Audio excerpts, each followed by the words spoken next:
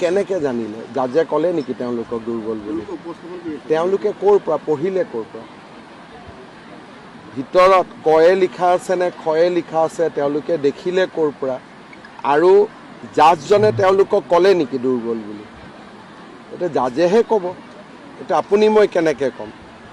তাৰমানে বিৰোধীৰ যে কোনো জ্ঞান গভীৰতা নাই, আপোনাৰ প্ৰশ্নটোৱে প্ৰমাণ কৰিছেনে নাই? গতিকে এই ধৰণৰ প্ৰশ্ন আদালতৰ যিটো কাম সেইটো বিৰোধীয়ে কেনেকৈ কৰিব? এইটো কেনেকৈ জানিলে জাজে ক'লে নেকি তেওঁলোকক দুৰ্বল বুলি?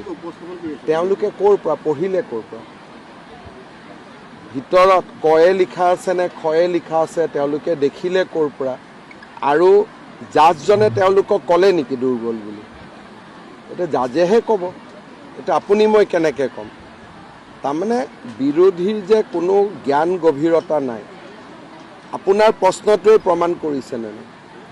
গতিকে এই ধৰণৰ প্ৰশ্ন আদালতৰ যিটো কাম সেইটো বিৰোধীয়ে কেনেকৈ কৰিব?